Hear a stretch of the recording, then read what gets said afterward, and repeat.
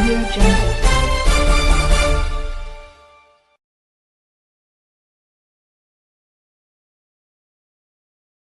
ओडिशार गांधीवादी आंदोलन सर्वोदय चेतना और भूदान आंदोलन प्रमुख प्रतिनिधि पुण्यात्मा आचार्य हरिहर दास निजर त्यागमय जीवन निष्काम सेवा भाव और शिक्षा प्रसार और प्रति अतुट निष्ठा माध्यम ओडिया समाज में गभीर प्रभाव पकाई आदर्श और कार्य आगामी पीढ़ी सदा प्रेरणार उत्स हो रही जयंती अवसर में वक्ता मैंने मत प्रकाश करते।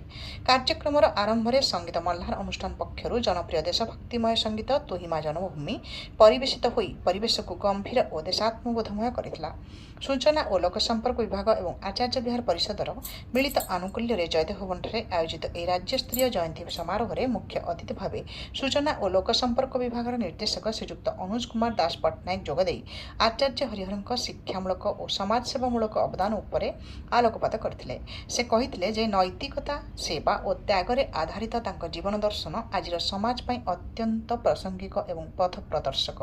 आचार्य विहार परिषदर सभापति श्रीजुक्त भागवत प्रसाद दास आचार्य हरिहर को जड़े ऋषि प्रतिम व्यक्तित्व भाव अभिहित करते। सरल जीवन और उच्च चिंताधारा जीवन प्रमुख परिचय थिला बोली से मत व्यक्त करते।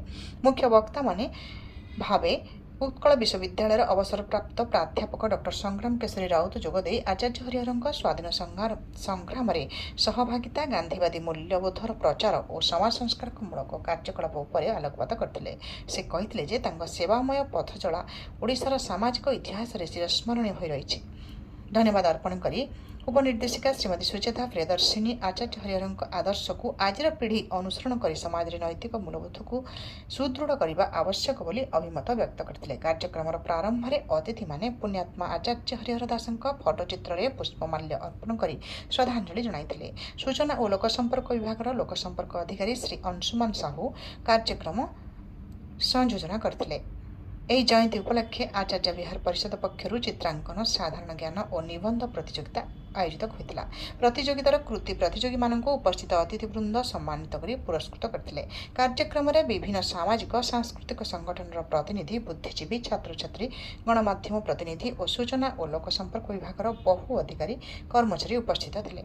समृद्ध ओडिशारू रजत महापात्रଙ୍କ रिपोर्ट।